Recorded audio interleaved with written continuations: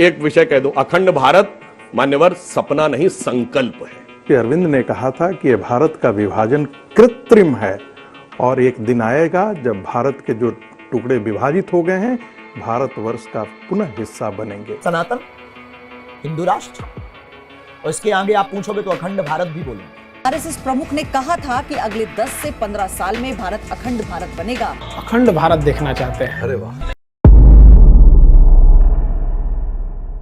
अखंड Bharat, unified undivided India, यह एक ऐसा शब्द है जिसको लेकर आजकल के लोग और युवा पैशनेट हो रहे हैं। आज हम समझेंगे कि अखंड भारत है क्या, वर्तमान भारत और अखंड भारत में क्या अंतर है, और क्या अखंड भारत की परिकल्पना संभव है, और संभव है तो क्यों और कैसे। अब पहला सवाल यह है कि अगर हमें अखंड भारत चाहिए तो कौन सा अखंड भारत चाहिए। पहला वह जिसमें अक्साई चीन और पीओके शामिल हो, दूसरा वह जिसमें हमारे साथ पाकिस्तान और बांग्लादेश आ जाए, या तीसरा जिसमें पाकिस्तान, अफगानिस्तान, बांग्लादेश, नेपाल, भूटान और म्यांमार आ जाए, जिसमें मौर्य वंश का अधिकार शामिल है, या चौथा वह जिसमें मौर्य वंश और चोल वंश का सम्मिलित साम्राज्य हमारे पास आ जाए, जैसे कंबोडिया, इंडोनेशिया, मलेशिया और दक्षिण के अतिरिक्त देश। आप सबने घर में पूजा पाठ होते समय एक मंत्र अवश्य सुना होगा, जम्बू द्वीपे भरत खंडे आर्यावर्ते देशांतरे। इसका तात्पर्य यह है कि वह भूभाग जो एशिया व यूरोप से मिलकर बना है अर्थात यूरेशिया के भारत भूभाग अर्थात राजा भरत के भूभाग। इससे यह पता चलता है कि हमारा भारतवर्ष कितना प्राचीन और वास्तविक है। अखंड भारत की नींव मौर्य वंश के संस्थापक चंद्रगुप्त मौर्य ने रखी थी। उन्होंने मगध नरेश घनानंद को हराकर पाटलिपुत्र पर अपना अधिकार स्थापित किया और उसके बाद उन्होंने भारत के छोटे छोटे राज्यों को जीतकर उनको अपने अधीन लाने में सफल रहे। इसके बाद चंद्रगुप्त मौर्य ने सिकंदर के सेनापति सेल्यूकस को सन 305 ईसा पूर्व में हराकर उत्तर पश्चिम का एक बड़ा भूभाग अपने अधीन लिया।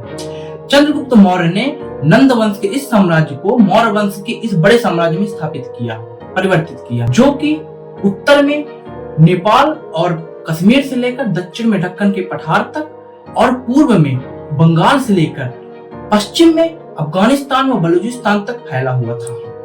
लगभग 57 ईसा पूर्व विक्रमादित्य या विक्रमसेन ने शकों को हराकर उज्जैन को अपनी राजधानी बनाया था। जी हाँ, वही विक्रमादित्य जिनकी वीरता की कहानियां आज भी गुंजायमान हैं। इन्होंने अपना साम्राज्य सऊदी अरेबिया से लेकर पूर्व में चीन तक फैलाया हुआ था, या लगभग पूरे यूरेशिया में फैलाया हुआ था। इनके साम्राज्य का वर्णन सायर और ओकुल ग्रंथ में मिलता है, जो आज भी तुर्की के पुस्तकालय में संग्रहित है।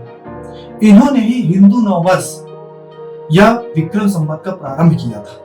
बाकी विक्रम बेताल और सिंहासन बत्तीसी के बारे में तो आपने सुना ही होगा। लगभग 9वीं से 13वीं शताब्दी तक चोलों ने दक्षिण भारत में शासन किया। इनका साम्राज्य संपूर्ण दक्षिण भारत तथा उसके अतिरिक्त उड़ीसा और बंगाल में फैला था। इन्होंने अपना स्वयं का जहाजी बेड़ा तैयार किया तथा समुद्री मार्ग में Sri Lanka, Maldives, Indonesia, Philippines, Vietnam, Myanmar आदि को अपने अधीन लाया।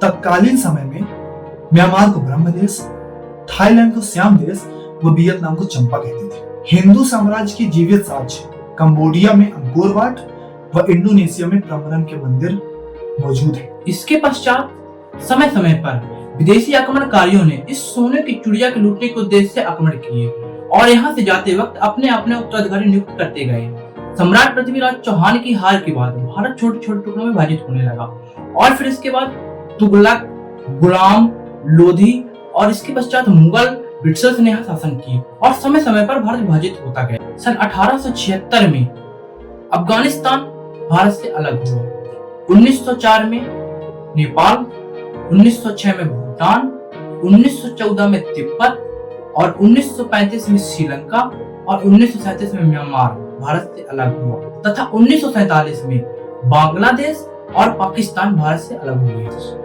इसके अतिरिक्त इंडोनेशिया व दक्षिण के देशों में डच का शासन चलता रहा और भारत 16 जनपद से वर्तमान के भारत में सीमित रह गया।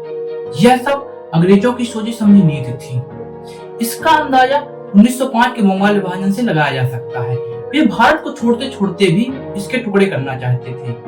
भारत का वर्तमान स्वरूप लौह पुरुष सरदार वल्लभ भाई पटेल के कारण संभव हो सका है। उन्होंने 565 रियासतों को भारत में मिलाया, तब जाके कहीं भारत का वर्तमान स्वरूप प्राप्त हुआ। अंतिम सवाल, अब क्या अखंड भारत संभव है? अगर है तो कैसे? इसके लिए हम विश्व इतिहास समझते हैं। सन 1871 से पहले जर्मनी बहुत छोटे छोटे हिस्सों में बटा हुआ था। इसके बाद इसका एकीकरण प्रारंभ हुआ। 3 अक्टूबर सन 1990 को ईस्ट और वेस्ट जर्मनी एक साथ आए और एक राष्ट्र का निर्माण किया। एक अतिरिक्त उदाहरण में जुलाई 1975 में नॉर्थ एवं साउथ वियतनाम एक साथ आए और उनका भी एकीकरण संभव हुआ। यूरोप में 1 नवंबर 1993 को यूरोपीय संघ बनाया गया, यूरोपीय यूनियन, जिसके आज 27 से ज्यादा सदस्य हैं। ये 27 सदस्य हैं। यहाँ पर सभी को एक समान आर्थिक, सामाजिक एवं सुरक्षा संबंधी नीतियां प्राप्त हैं। यहाँ पर लोग एक देश से दूसरे देश बिना वीजा के जा सकते हैं। इस आधार पर या इस स्वरूप पर अखंड भारत का बनना तो बिल्कुल संभव दिखाई पड़ता है। अखंड भारत बनाने का तात्पर्य कहीं से भी नहीं है कि हम सामने वाले देश पर हमला बोल दें और सैन्य शक्ति के दम पर उसे अपने अधीन कर लें। नहीं, भारत की हमेशा से नीति ही रही है वसुधैव कुटुंबकम। अब बाकी हम तो अखंड भारत से अलग हुए हिस्सों को आज भी अपना मानते हैं। अखंड भारत के कई लाभ हैं। सीमाएं नहीं होंगी तो जनशक्ति बढ़ेगी, जनशक्ति बढ़ेगी तो श्रम शक्ति बढ़ेगी, श्रम शक्ति बढ़ने से इकोनॉमिकल डेवलपमेंट होगा, मिलिट्री एक्सपेंसेस कम होंगे, टूरिज्म बढ़ेगा, रोजगार के अवसर बढ़ेंगे। इसके अतिरिक्त सीमाएं नहीं होंगी तो वीजा की कोई आवश्यकता नहीं होगी। लोग एक देश से दूसरे देश में आराम से भ्रमण कर सकते हैं। 2 अप्रैल 2017 को जस्टिस मार्कंडेय काटजू ने इंडियन रीयूनिफिकेशन एसोसिएशन का निर्माण किया था, जिसका वास्तविक उद्देश्य वर्तमान बांग्लादेश और पाकिस्तान को एक इंडियन सेकुलर गवर्नमेंट के अंडर लाना था। बाकी इन सभी देशों की सभ्यता और संस्कृति समान है, इसलिए इनका एकीकरण संभव जान पड़ता है। भारत हमेशा से संस्कृति संबद्ध एवं विविधताओं का देश रहा है, परंतु समय समय पर इसके टुकड़े होते चले गए। भारत माता का पल्लू छोटा होता चला। आगे आने वाली पीढ़ी को यह तो जरूर पता होना चाहिए कि अखंड भारत था क्या, यह दिखता कैसा है। मैं यहाँ पर कहीं भी हिंदू या मुस्लिम की बात नहीं कर रहा हूँ। मैं यहाँ पर भारत का वर्चस्व एवं विकास की राह पर संचालन करने की बात कर रहा हूँ। कुछ लोगों का मानना यह है कि अखंड भारत एक हिंदू राष्ट्र है, और यदि यह हिंदू राष्ट्र है भी तो यह कहां से संभव है कि यदि मैं हिंदू हूं तो किसी दूसरे संप्रदाय को दबाऊंगा या फिर उनको दबाने की कोशिश करूंगा। बस हम अपने पूर्वजों द्वारा स्थापित किए गए साम्राज्य को पाने का सपना देख रहे हैं। संप्रदाय कई हैं पर धर्म सिर्फ एक है, सनातनी। जब शरीर का एक अंग कटता है तो दर्द होता है, ऐसे ही हमारे अखंड भारत के कई टुकड़े हुए हैं। यदि किसी व्यक्ति को शरीर का अंग कटने पर दर्द नहीं होता है तो वह एक सन्यासी है। उसका स्थान हिमालय की गर्भ गुफाओं में है, वह वहां जाए। जब हमारी संस्कृति और सभ्यता बढ़ती है तो हमें इसका गर्व होना चाहिए, हमें प्रसन्नता होनी चाहिए, ना कि इसका खेद होना चाहिए और ना ही विरोध करना चाहिए। जैन, बौद्ध व हिंदू धर्म के संस्थापक राष्ट्र का सम्मान होना चाहिए। आज जब संपूर्ण विश्व गीता के ज्ञान को स्वीकार कर रहा है तो हमें इससे परहेज क्यों होना चाहिए?